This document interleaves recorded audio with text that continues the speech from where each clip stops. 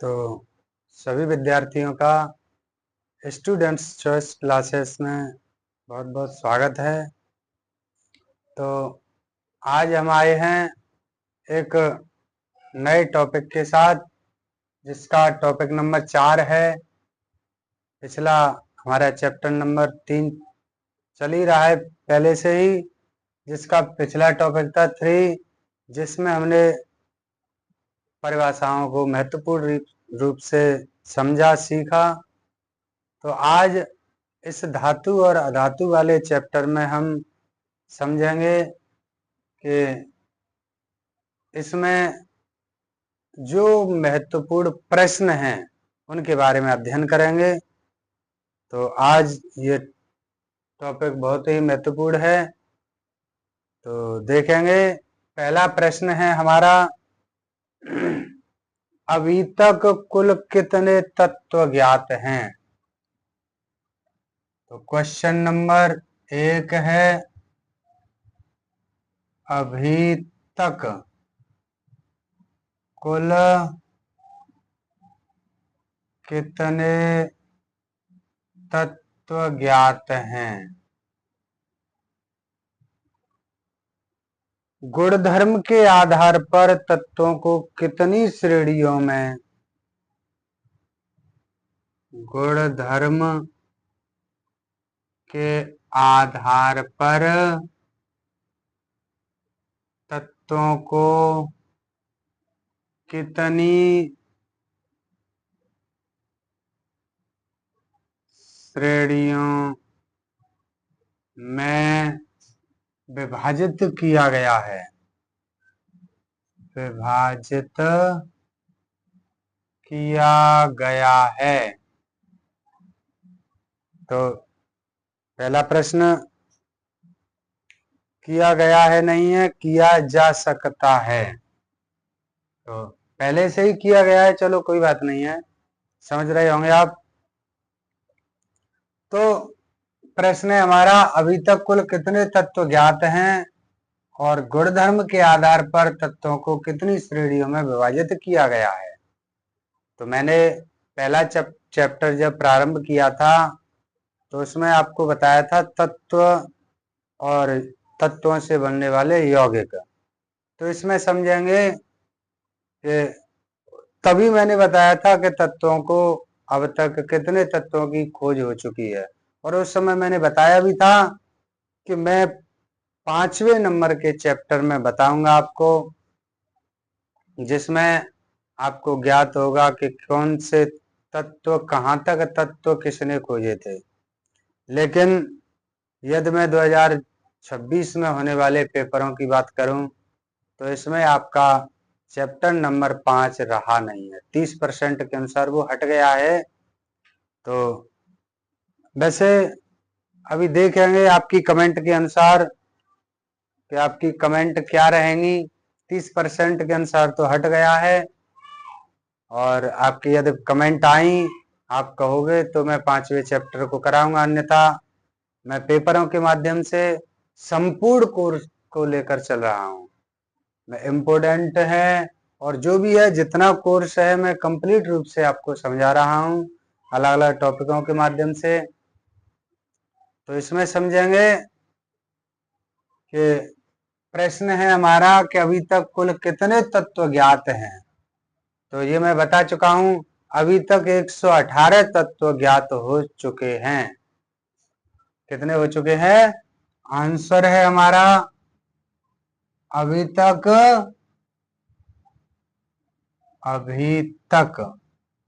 118 तत्व खोजे जा चुके हैं, खोजे जा चुके हैं। तो इसमें सबसे पहले हमारे वैज्ञानिक रहे, साइंटिस्ट रहे, तो जिसमें सबसे पहले तत्वों को मूल रूप से खोजा था लेवासिए ने। तो लेवासिए ने तत्वों को शुरुआत में खोजना प्रारंभ किया। उन्होंने 48, किसी किसी किताब में देते हैं एक 56 तत्व, तो किसी में 48 थे, किसी में 56 दिए हैं, उनके आधार पर इन्होंने तत्वों को खोजकर तैयार किया। उसके बाद में आपके डोबेराइनर आए, उसके बाद में न्यूलैंड आए, उसके बाद में मेंडलीफ आई, आपने पढ़ी होगी मेंडलीफ की आवर्त सारणी, और उसके बाद में सर हेनरी मोजले आए। तो इन्होंने अपने अपने आधार पर तत्वों को आधुनिक सारणी तक पहुंचाया, जिसे आज कल हम पढ़ते हैं। तो अब तक तो 118 तत्व खोजे जा चुके हैं, लेकिन शुरुआत में लेवासिए ने इन तत्वों को खोजा और उन्होंने ही उनके गुण धर्मों के आधार पर बताया कि इनमें से कुछ तत्व धातु हैं और कुछ अधातु हैं। उन्होंने अपने वर्गीकरण से समझाया। तो यहाँ में गुण धर्म के आधार पर तत्वों को कितनी श्रेणियों में विभाजित किया गया है। तो गुण धर्मों के आधार पर तत्वों को 3 श्रेणियों में बांटा गया है। 3 श्रेणियों में बांटा गया है। नंबर 1 है हमारे धातु, नंबर 2 अधातु, और नंबर 3 है उपधातु। तो समझ गए होंगे तीनों को, पहला धातु, दूसरा अधातु और तीसरा उपधातु। अभी तक कितने तत्व खोजे जा चुके हैं? 18, 118, और उनको गुण धर्मों के आधार पर 3 श्रेणियों में बांटा गया है। तो लेवासिए ने तत्वों को धातु, अधातु और उपधातु में बांटा। उसके बाद मैंने नाम बताया था डोबेराइनर, उन्होंने त्रिक बनाई थी। ये 5वें चैप्टर की बात है, थोड़ी सी जानकारी दे दूं, और उसके बाद में मैं 5वें को ऑनलाइन नहीं डालूंगा। अगले सत्र में जब कोर्स आएगा उसमें यदि 30% रहा तो उसमें डलेगा, तो मैं कोर्स के अनुसार कराऊंगा। यदि आपकी, पहले भी बताया था मैंने, आपकी कमेंट यदि उचित रही तो मैं 5वें चैप्टर को अपलोड कर दूंगा। तो थोड़ी सी हिंट के तौर पर मैं बता दूं कि हमारा पहला जो चैप्टर है उसमें तत्वों से शुरुआत हुआ है, और ये जो चैप्टर चल रहा है तो उसमें सबसे पहले लेवासिए ने खोज की थी, जिसमें तत्वों को धातु, अधातु, उपधातु का नाम दिया। उसके बाद में डोबेराइनर आए, तो डोबेराइनर ने त्रिक बनाई इन्हीं तत्वों की। अब उन्होंने आगे नहीं खोजे, इन्हीं तत्वों को त्रिक के रूप में कुछ सारणी, एक सारणी बनाई। तो उन्होंने अपनी 3 त्रिक बनाई, जिनमें 9 तत्वों को ही समायोजित किया गया। तो इस वजह से वो विफल रहे। उसके बाद में हमारे डोबेराइनर के बाद में आए न्यूलैंड। तो न्यूलैंड्स ने तत्वों को खोजा और एक सारणी बनाई। तो उन्होंने 48 तत्वों को संग्रहित करने के लिए एक सारणी बनाई, जिन्होंने संगीत के स्वरों से उसे लिखा, सा रे गा मा पा धा नी सा। पहले और लास्ट के तत्व के गुणधर्म समान होते हैं, इस प्रकार से उन्होंने सारणी में दर्शाया। लेकिन उन्होंने थोड़ा सा दिक्कत ये कर दी, उन्होंने ये कहा, उन्होंने भविष्यवाणी कर दी कि आगे तत्व खोजे ही नहीं जाएंगे। लेकिन उनके बाद में हमारे मेंडलीफ आए।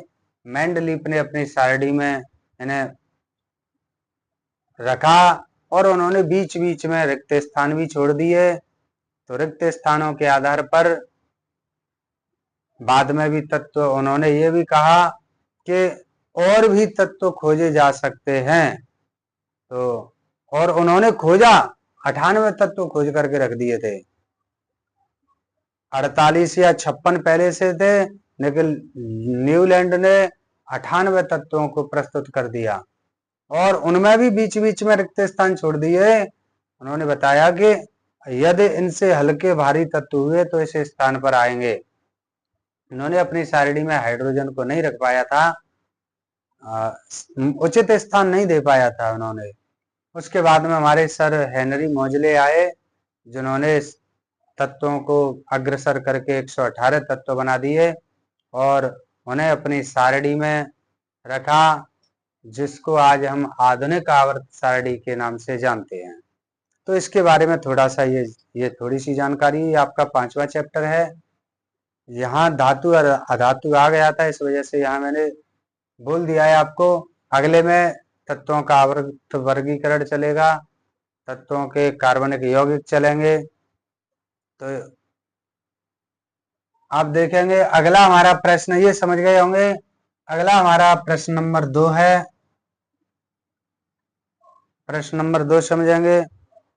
एल्युमिनियम, मैग्नीशियम, गोल्ड तथा कॉपर के रंग बताइए। एल्युमिनियम, मैग्नीशियम, गोल्ड Au और कॉपर तो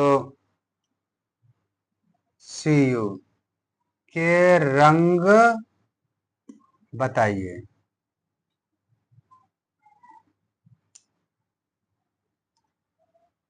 तो रंग मतलब एल्युमिनियम कौन से कलर का होता है, मैग्नीशियम कौन से कलर का है, सोना कौन से कलर का है, और इधर हमारा कॉपर। तो इनको समझेंगे, इनके आंसर। एल्युमिनियम का रंग है हमारा भूरा, सफेद कह दीजिए आप। एल्युमिनियम सफेद रंग का होता है। ऐसे ही मैग्नीशियम भी हमारा सफेद रंग का है। ये इनके वास्तविक रंग हैं। और सोना ये है हमारा पीले कलर का, पीले रंग का होता है। और कॉपर ये होता है भूरा सफेद, भूरा सफेद। ये तो एक ही बात है। कॉपर का होता है भूरा, भूरा और अभी मैं क्लियर कर रहा हूं, लाल और भूरा। कौन सा होता है, लाल और भूरा। ये लाल भूरे रंग का होता है क्या, कॉपर। तो सोना हमारा पीले रंग का होता है वास्तविक रूप में, मैग्नीशियम सफेद होती है और एल्युमिनियम सफेद होती है। अगला हमारा प्रश्न है, धातु के किस भौतिक गुण के कारण इन्हें विद्यालयों एवं मंदिरों में घंटियों को बनाने में प्रयुक्त किया जाता है।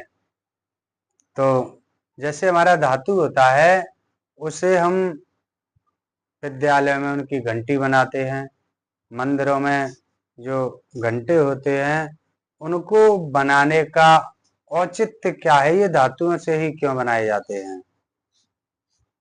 सॉरी, धातुओं के किस भौतिक गुण के कारण। तो देखिए, पहला नंबर बताया था मैंने धातुओं में आधात्विक, सॉरी, धातुएं हमारी धातुओं में तन्यता का गुण होता है। नंबर 2 बताया था मैंने आघात वर्धनीयता होती है। नंबर 3 बताया था विशेष रूप से चमकीले होते हैं, चमकदार होते हैं। और फिर बताया था मैंने ये मुख्य रूप से कठोर होते हैं। लेकिन मैं इसे बताना भूल गया, मैंने उस टॉपिक में क्लियर नहीं किया है कि इनको पीटने पर विशेष ध्वनि निकलती है, जिसे हम ध्वनिक या सोनोरस कहते हैं। क्या कहते हैं, ध्वनिक, अथवा इंग्लिश में उसे सोनोरस बोलते हैं। तो समझ गए होंगे, आंसर है इसका, धातुओं के किस भौतिक गुण के कारण इन्हें विद्यालयों एवं मंदिरों में घंटी को बनाने में प्रयुक्त किया गया है। तो ध्वनिक गुण के कारण, सोनोरस के कारण इनको घंटी के रूप में प्रयोग किया गया है। समझ गए होंगे, इसे लिखाने की ज्यादा आवश्यकता नहीं है। अगला हमारा प्रश्न नंबर 3 है।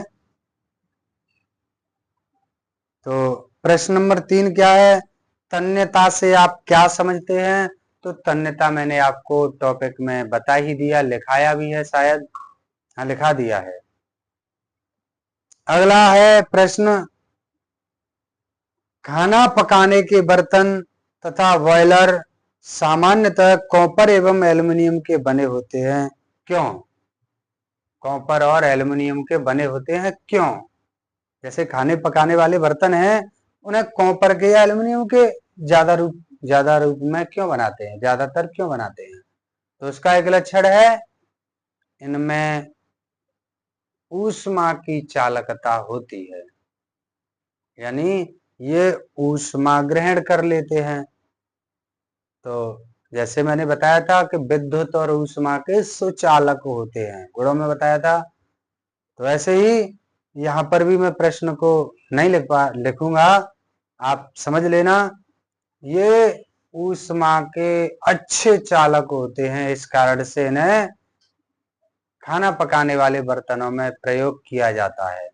समझ गए होंगे। अगला प्रश्न है हमारा, विद्युत तार पीवीसी से आवृत क्यों होते हैं? तो विद्युत तार पीवीसी, इसकी फुल फॉर्म है, इसमें डबल प्रश्न बन गया। पीवीसी की यदि कोई फुल फॉर्म पूछता है तो आप बता सकते हैं, poly vinyl chloride, poly vinyl chloride. तो वैसे भी प्रश्न में भी लिख के दे रहा था, पॉलीविनाइल लिख रहा है इसमें, पॉलीविनाइल, यहाँ छोटी की मात्रा लगा रहा है, पॉलीविनाइल,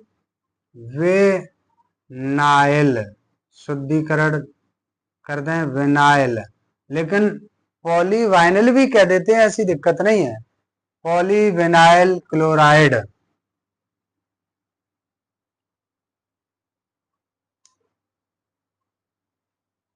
से आवृत क्यों होती हैं? से आवृत क्यों होती हैं? तो आवृत का मतलब समझ रहे होंगे, यानी विद्युत तारों पर पीवीसी का लेपन क्यों होता है, पीवीसी ऊपर से क्यों लगाई जाती है। जैसे आप इधर समझेंगे, ये है हमारी तार है, दिखाई दे रहा होगा, तो इसको हम, ये तो खैर पॉलीवाइनिल से नहीं है, लेकिन पीवीसी जो हाई क्वालिटी में होते हैं तार, उनमें होता है, केबल वगैरह, तो ये ऊपर लगे भी हैं तार पीवीसी से। तो क्यों होती है ये? क्योंकि इनसे हमें करंट नहीं लगता है। करंट क्यों नहीं लगता है? क्योंकि ये विद्युत की कुचालक होती हैं। क्या होती हैं ये?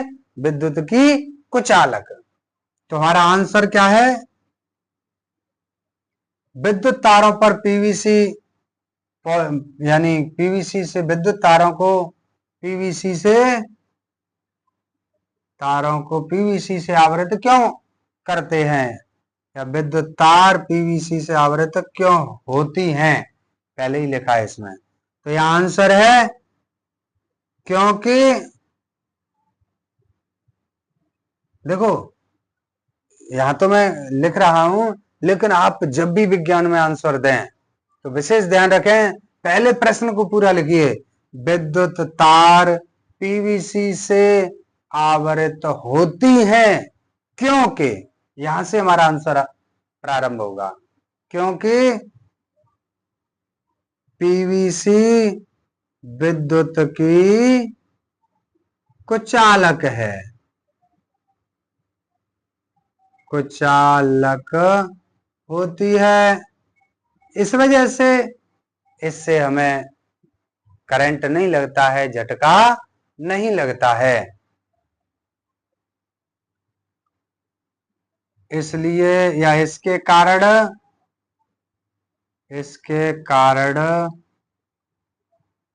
हमें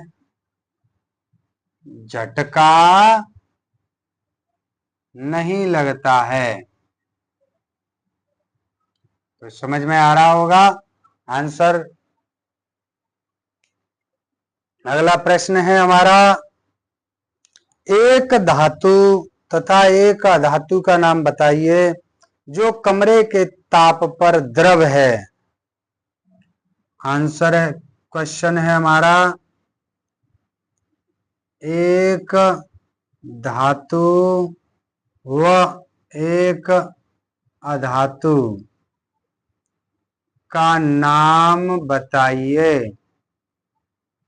जो कमरे के ताप पर द्रव हैं। द्रव ही है, द्रव हैं। तो यानी कमरे के ताप पर द्रव क्या है? तो हमारा धातु है मरकरी।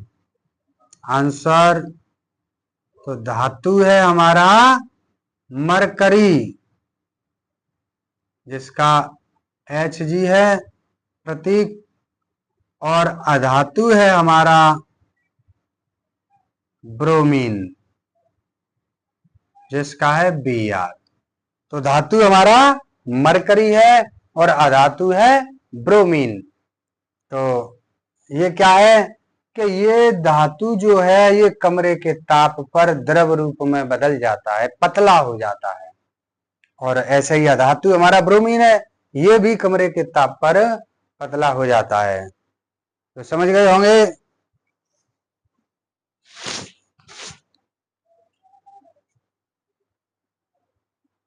अगला प्रश्न है हमारा, सोडियम तथा पोटेशियम को किस प्रकार सुरक्षित रखा जाता है? तो अभी तो दिखाई दे जाएगा आपको। प्रश्न नंबर 5 है हमारा, सोडियम व पोटेशियम को किस प्रकार सुरक्षित रखा जा सकता है? तो सुरक्षित का मतलब क्या है? यानी उनमें जंग न लगे, वे उनका संचारण न हो, तो उसके लिए आंसर है हमारा इसका, इस पर क्या किया जाए कि ये सुरक्षित रह जाएं। तो इनको सुरक्षित रखने के लिए शॉर्ट में आंसर लिख रहा हूं, आप क्लियर जब भी आप पेपर देने जाएं तो आंसर समझ लीजिएगा। पहले मैंने बताया था Na व K को किस प्रकार सुरक्षित रखा जा सकता है। तो Na और K को केरोसिन में डुबोकर, किसमें? Na व K को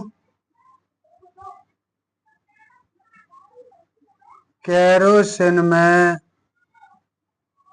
डुबोकर सुरक्षित रखा जा सकता है।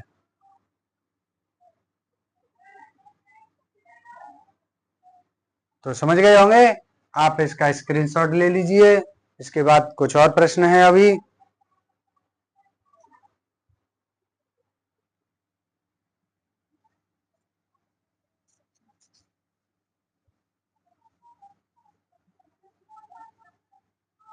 तो सभी विद्यार्थी, मैं आपको थोड़ा थोड़ा सा समझाता जाता हूं, और आप मेरे चैनल के अनुसार इन पाठों को सही ढंग से समझ रहे हो, और आपका ऐसा ही मेरे प्रति जो प्रेम है उसे बनाए रखिए। आगे हमारे प्रश्न हैं।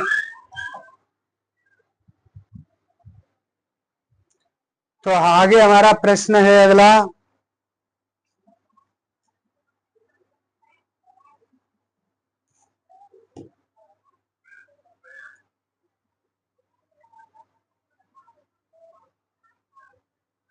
धातुएं अम्लों से क्रिया करके कौन सी गैस उत्पन्न करती हैं? एक उदाहरण देकर समझाइए। तो मैंने ये रासायनिक गुणों में लिखा दिया है आपको, हाइड्रोजन उत्पन्न करती हैं, तो उसका उदाहरण वहां से देख लीजिएगा। अगला प्रश्न है, अम्लराज क्या है जिसे हम एक्वारेजिया बोलते हैं? तो अम्लराज क्या है?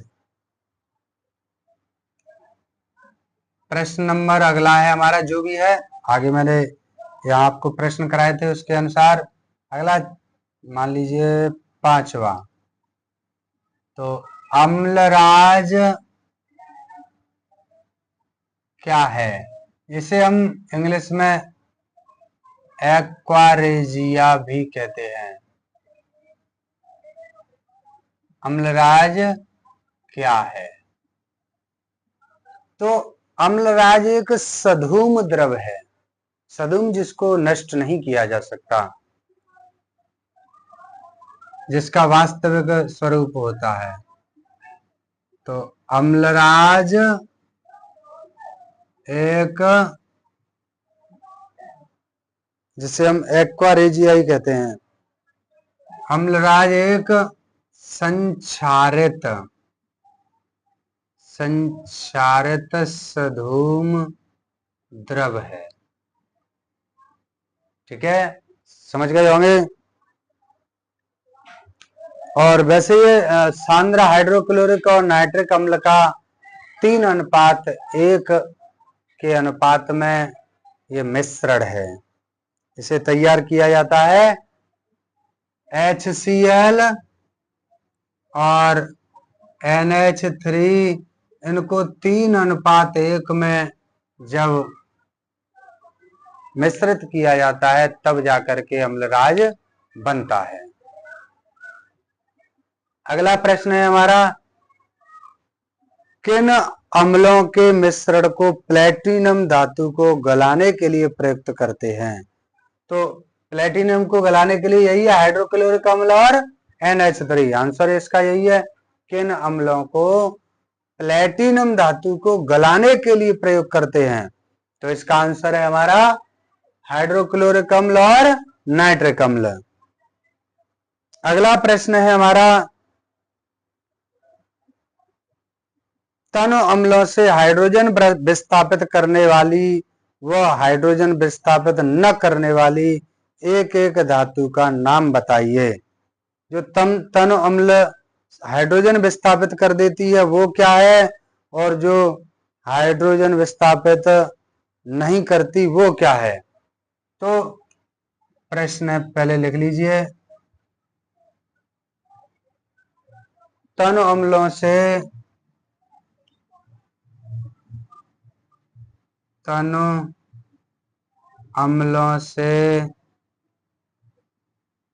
हाइड्रोजन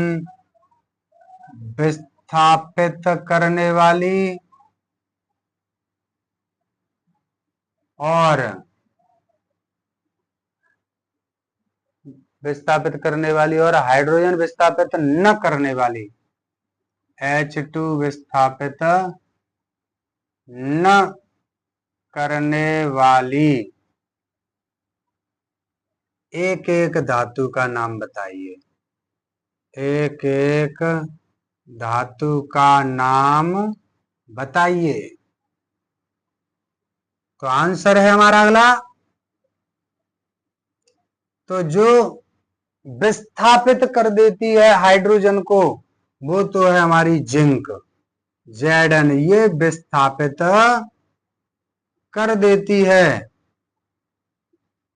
और जो हमारा सोना है ये विस्थापित नहीं करता है। तो ये तो मैंने शॉर्ट में कर दिया है, आप प्रश्न का आंसर बना के करिएगा। जैसे तनु अम्लों से हाइड्रोजन विस्थापित करने वाली धातु जिंक है और तनु अम्लों से हाइड्रोजन विस्थापित न करने वाली धातु सोना है, आप लिख देना। अगला ये हमारा आंसर हो गया। क्वेश्चन नंबर 7 है हमारा, धातु तथा अधातु किस प्रकार अभिक्रिया करते हैं? तो धातु और अधातु आपस में जब अभिक्रिया करते हैं तो किसके द्वारा? तो ये भी मैंने रासायनिक अभिक्रिया में लिखा दिया है। ये इलेक्ट्रॉनों के आयनों के स्थानांतरण द्वारा अभिक्रिया करते हैं। किसके द्वारा करते हैं? इलेक्ट्रॉनों के स्थानांतरण द्वारा, और हम ये कहते हैं पूर्ण स्थानांतरण द्वारा, तो और ज्यादा अच्छा है। इलेक्ट्रॉनों के पूर्ण स्थानांतरण द्वारा यह अभिक्रिया करते हैं। अगला है लोह चूर्ण पर, लोह मतलब लोहा, Fe पर तन हाइड्रोक्लोरिक अम्ल डालने से क्या होता है? तो लोहे पर जब अम्ल डालेंगे, धातु की अम्ल से क्रिया कराएंगे तो हाइड्रोजन गैस उत्पन्न होती है और उसका लवण बनता है। ये रासायनिक अभिक्रिया में आप देख लेना। अगला खनिज क्या होते हैं ये मैंने बता दिया, अयस्क क्या होते हैं ये भी मैंने करा दिया। अगला है फेन प्लवन विधि का, तो ये मैंने आपको कराई दी। अगली है अपचयन क्या है? तो अपचयन मैंने पहले चैप्टर में तो बताया था आपको, रासायनिक अभिक्रिया एवं समीकरण में तो बताया था, उसमें कराया था आपको अपचयन, जो ऑक्सीजन को हटाते हैं, जिसमें ऑक्सीजन का ह्रास होता है और हाइड्रोजन का योग होता है, उसे अपचयन कहते हैं। लेकिन इसमें अपचयन क्या दिया है कि धातुओं को उनके यौगिकों से प्राप्त करना, धातुओं को उनके यौगिकों से प्राप्त करना अपचयन कहलाता है, यानी अयस्कों को शुद्ध करना। तो ये मैंने बताया था आपको अपचयन की 3 विधियां, निस्तापन, भर्जन, प्रगलन। तो लिख लीजिएगा इनको भी। अगला प्रश्न है हमारा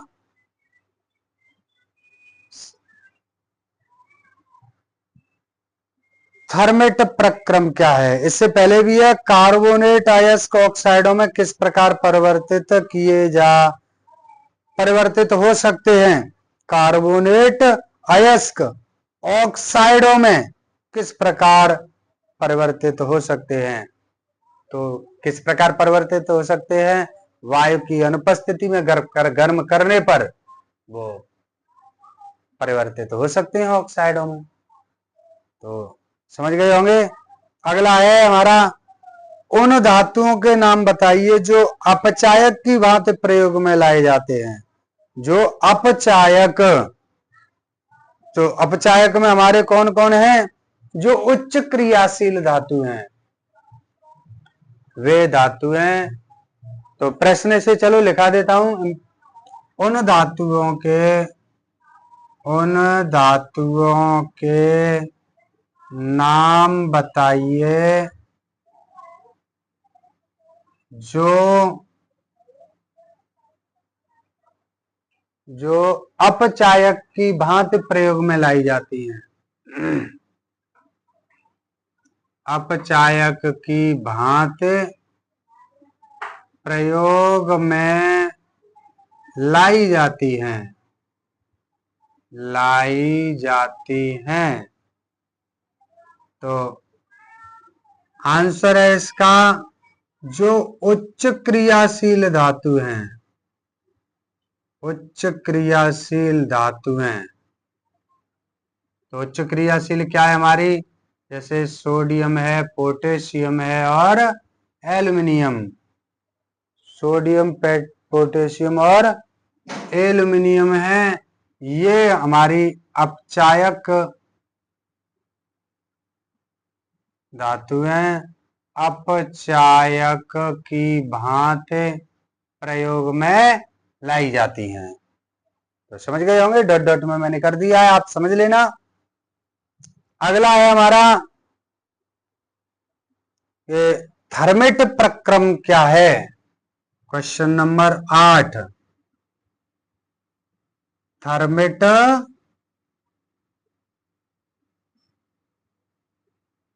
प्रक्रम क्या है? तो इसका आंसर, थर्मेट प्रक्रम को एक और हम कह सकते हैं एल्यूमिनोथर्मेट प्रक्रम। एल्यूमिनोथर्मेट प्रक्रम, चलो इसी में मैं लिखा दूंगा। तो इसका आंसर है हमारा जो हमारे लौह चूर्ण हैं, लौह चूर्ण, जो हमारे लौह चूर्ण है, लौह, यस, इसमें दे रहा है एल्युमिनियम चूर्ण द्वारा, जो धातु ऑक्साइड में परिवर्तित किए जा सकते हैं, या ऑक्साइडों का अपचयन एल्युमिनियम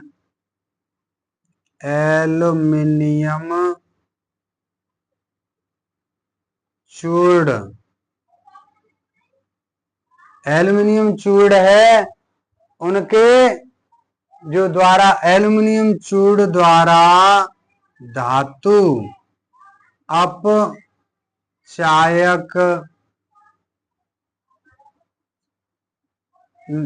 धातु द्वारा धातु ऑक्साइड का अपचयन द्वारा धातु ऑक्साइड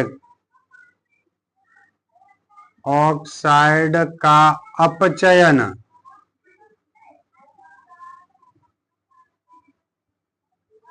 एल्यूमिनो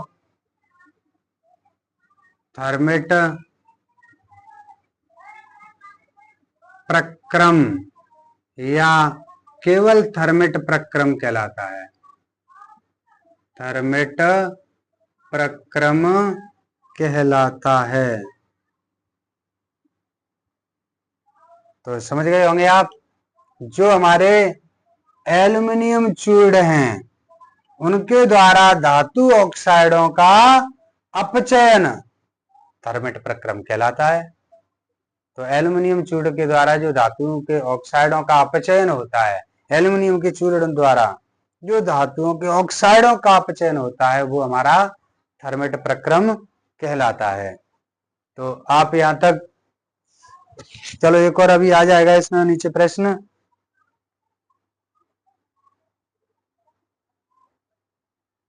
एल्युमिनियम द्वारा धातु ऑक्साइडों के अपचयन से उत्पन्न धातु गलित अवस्था में क्यों होती है? तो यह अभिक्रिया ऊष्मा छेपी होती है और इतनी अधिक होती है ऊष्मा उसमें, इस वजह से वो धातु गल जाती है। तो प्रश्न को आप ये समझ लेना, ऊष्मा अधिक होती है इसलिए धातु गल जाती है। अगला प्रश्न है हमारा, धातुओं का शोधन क्या है? धातुओं का शुद्धिकरण में लिखा चुका हूं, समृद्धिकरण, सांद्रण, वही धातुओं का शोधन है। संक्षारण से क्या तात्पर्य है? तो संक्षारण में हेडिंग में बता चुका हूं आपको। अगला है जंग क्या है? तो जंग संक्षारण जो आयरन पर भूरे रंग की जो पतली परत चढ़ जाती है, जिसे हम जंग कहते हैं, और अपनी गांव की भाषा में हम बोलते हैं कालिख लग गया, काई लग गई है, तो ये जंग है। अगला प्रश्न है हमारा, इसमें दे रहा है जंग क्या होता है, इसका रासायनिक सूत्र। चलो इसे लिखा दूं, रासायनिक सूत्र की वजह से ये इंपोर्टेंट है। क्वेश्चन नंबर 9, जंग क्या है, इसका रासायनिक सूत्र लिखिए। तो आंसर देखें कि जब किसी लोहे को खुले में रख दें तो वायु की उपस्थिति के कारण उस पर भूरे रंग की पतली परत चढ़ जाती है, जिसे जंग कहते हैं।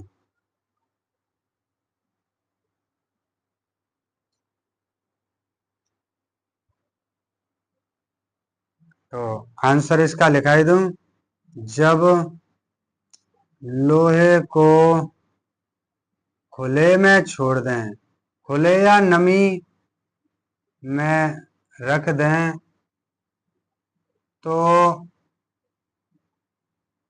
उस पर भूरे रंग की पतली परत चढ़ जाती है, परत चढ़ जाती है,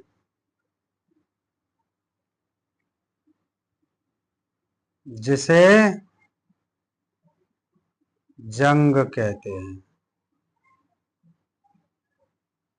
और इसका रासायनिक सूत्र है, इसका रासायनिक सूत्र तो ये होता है हमारा Fe2O3.XH2O।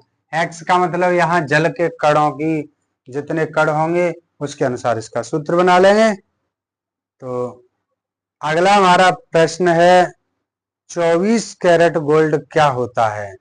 तो 24 कैरेट गोल्ड होता है शुद्ध सोना, प्योर सोना। और उसके बाद में उसे उपयोग में लाते हैं तो 22 कैरेट सोना हमारा होता है। 2 कैरेट के रूप में हम चांदी, कॉपर आदि पदार्थ मिला लेते हैं, उसके बाद में उसका आभूषण बनाते हैं। लेकिन आजकल जो हमारे सुनार भाई हैं आभूषण बनाने में अपनी उचितता के अनुसार उसमें ये पदार्थ मिला लेते हैं, लेकिन उपयोगिता के आधार पर 2 कैरेट हम अशुद्धियों के रूप में इनको मिश्रित कर सकते हैं। शुद्ध सोना हमारा 24 कैरेट होता है और 22 कैरेट सोने को प्लस करके 2 कैरेट अशुद्धियों को प्लस करके जोड़ करके मिश्रित करके हम आभूषण उपयोग में लेते हैं। तो अगला है हमारा कि धातु की पद क्या है। तो धातु की कहते हैं हम, ये मैंने बता ही दिया कि जो धातु के लक्षण होता है, धातुओं में जब हम ध्वनि उत्पन्न कराते हैं तब उसके इस गुण को धातु की या सोनोरस कहते हैं। इसके बाद में भर्जन स्थापन मैंने कराई दी। मिश्र धातु आपको क्लियर हो ही गई, गालक हो ही गए, धातु मल करा दिए, यश दलेपन। तो यश दलेपन मैंने कराई दी। वैसे भी जब धातुओं को जंग से बचाया जाता है तो उस पर हम जस्ते की पतली परत चढ़ा देते हैं, जिसे यश दलेपन कहते हैं। और यहाँ पर हमारे प्रश्न भी क्लियर हो जाते हैं।